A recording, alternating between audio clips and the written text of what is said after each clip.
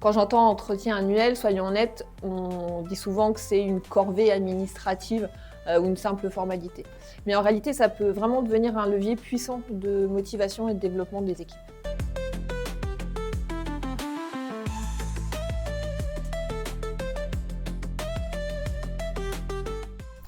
Bonjour à toutes, bonjour à tous, bienvenue dans ce nouvel épisode Les experts ont la parole. Aujourd'hui, on est en présence de Sandra Martinet, directrice des ressources humaines. Bonjour Sandra. Bonjour Stéphane. Sandra, pour celles et ceux qui ne te connaissent pas, est-ce que tu pourrais te présenter brièvement, s'il te plaît? Alors bonjour à toutes, bonjour à tous. Je suis donc DRH à Starkey depuis 19 ans maintenant. J'ai occupé quelques postes au préalable dans la propreté pour des maisons de retraite. Et depuis 19 ans à Starkey, je m'occupe de toute la partie RH englobant de l'entrée à la sortie du personnel, en passant par les payes, la formation, le recrutement, la gestion des carrières, le développement des compétences, etc. Aujourd'hui, on va parler de l'entretien annuel. Mhm. Qu'est-ce que tu pourrais nous en dire en introduction? Quand j'entends entretien annuel, soyons honnêtes, on dit souvent que c'est une corvée administrative ou une simple formalité. Mais en réalité, ça peut vraiment devenir un levier puissant de motivation et de développement des équipes. Pourquoi cet entretien est essentiel? Pourquoi actuellement il est pris comme une simple formalité? C'est vrai que pour beaucoup, l'entretien annuel se résume à de la paperasse. C'est un moment un peu forcé et sans réel impact. Imaginez, vous demandez à votre collaborateur « Alors, l'année s'est bien passée ?» Il vous répond « Oui, tout va bien. » Voilà, on a fait l'entretien le plus rapide de l'histoire. Si aucune action concrète ne découle de l'entretien, c'est normal qu'il soit perçu comme inutile. Pourtant, c'est bien plus que ça, comme je disais tout à l'heure. C'est une opportunité unique de faire le bilan sur l'année qui est passée et de préparer concrètement l'avenir. Quels sont les vrais enjeux de cet entretien? Un bon entretien annuel permet 3 choses essentielles. La première, c'est de reconnaître et de valoriser le travail accompli. Donc un collaborateur qui est reconnu, c'est un collaborateur qui est engagé. La deuxième, ce serait d'aligner les attentes et de clarifier les objectifs, s'assurer que tout le monde avance dans la même direction. Et le troisième point, ce serait de préparer l'avenir, d'identifier les axes d'amélioration, envisager des évolutions de carrière ou des formations par exemple. Et en quoi cet entretien il est différent d'un point mensuel? Un point mensuel, ça se concentre principalement sur le quotidien ou l'opérationnel immédiat. On peut aussi le comparer éventuellement à un entretien professionnel. Mais l'entretien professionnel, il ne parle pas spécifiquement des résultats obtenus, il se focalise plutôt sur l'évolution professionnelle. L'entretien annuel, quant à lui, c'est vraiment une vision d'ensemble de l'année écoulée. Ça permet de dresser un bilan global et de structurer un plan d'action concret pour l'avenir. Qu'est-ce que tu pourrais nous dire en conclusion par rapport à tout ça? C'est vrai que bien mené, l'entretien annuel devient un véritable levier de motivation et de performance. Comment bien le préparer, cet entretien? Puisque je suppose qu'il y a des erreurs à ne pas commettre de la part du manager. Alors, la première erreur, c'est l'improvisation totale. C'est des managers qui se contentent d'un échange informel sans cadre. Résultat, on a un entretien qui est flou, inefficace. Ça, ce serait la première grossière erreur. La deuxième, je dirais que c'est de se concentrer uniquement sur les dernières semaines et oublier tout le reste de l'année. On parle bien d'un entretien annuel. Une autre erreur, ce serait de ne pas impliquer le collaborateur dans la préparation. C'est important qu'il fasse partie intégrante de l'entretien et de sa préparation. Et puis peut-être la dernière erreur, et là je vous conseille de bien séparer les entretiens, c'est de parler de salaire. Si on aborde le sujet du salaire pendant l'entretien annuel, ça peut polluer l'échange. Donc il vaut mieux séparer l'entretien annuel de l'entretien de salaire. Et quels sont les éléments qui doivent être préparés en amont? Alors moi je vous conseillerais d'avoir une grille d'entretien que vous partagez en avance avec le collaborateur.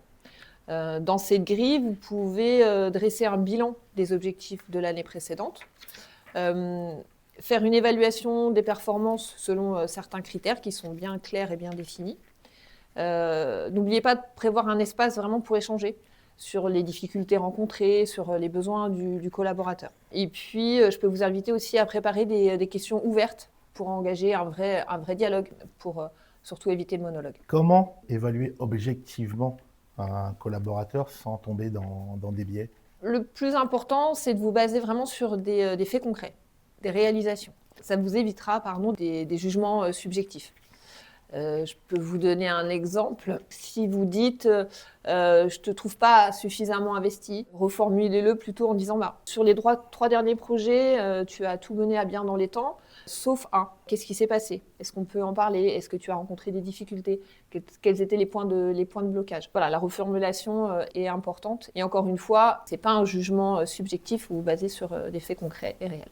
Une fois l'entretien réalisé, quelles sont les actions concrètes qu'on peut mener? Tu as dit un mot important, c'est quelles sont les actions concrètes. C'est-à-dire qu'on ne va pas laisser l'entretien sans suite.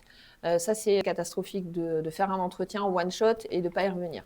Donc, un bon entretien, ça doit déboucher sur un plan d'action clair et précis. À la fin de l'échange, moi, je vous invite à reformuler les points qui ont été abordés, vous assurer que tout est clair et bien compris. Quels sont les exemples concrets d'engagement qu'on peut avoir, soit le manager ou soit le collaborateur ou la collaboratrice? Alors, le collaborateur, il peut s'engager sur le fait de tester une nouvelle méthode de travail, par exemple, ou de suivre une formation, ou de s'être fixé lui-même un objectif précis. Pour le manager, il peut s'engager à proposer des ressources, alors que ce soit des formations, du mentorat, par exemple, ou surtout, c'est important de prévoir du temps pour des points réguliers, des points de suivi réguliers, ou encore offrir des opportunités d'évolution. On parle de fixer des objectifs. Oui. Comment ces objectifs peuvent être clairs et atteignables pour la personne? Alors, il y a une méthode très pratique et très facile, c'est la méthode SMART pour fixer les objectifs. Alors, c'est un acronyme, mais c'est très simple. S du SMART, c'est comme spécifique, donc c'est un objectif précis. Le M, c'est mesurable, donc c'est des critères concrets. Le A, c'est atteignable, donc c'est réaliste en fonction des moyens qui sont donnés.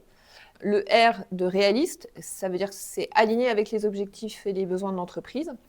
Et puis le T de SMART, c'est la notion de temps. Donc c'est une échéance claire. Tu as des exemples à nous donner pour vraiment qu'on puisse mieux comprendre tes propos? Alors, on pourrait fixer un objectif. Donc on va toujours avoir cette notion de temps. Donc je vais te demander, dans ton entretien annuel, d'ici 6 mois, tu vas devoir traiter 100% des dossiers de remboursement sous 48 heures après la consultation. Donc on a vraiment ces notions de temps, de réalise, atteignable, de mesurable. Je peux te donner un autre objectif. Dans 3 mois, on va se fixer comme objectif de réduire de 25% les rendez-vous oubliés en envoyant systématiquement des rappels SMS 48 heures avant. Donc on est très spécifique et mesurable. D'ici 6 mois, réduire de 30% les ruptures de stock avec un système de suivi hebdomadaire par exemple. Ou encore contacter 100% des nouveaux patients dans la semaine suivant leur appareillage et ça on se donne 4 mois pour l'atteindre.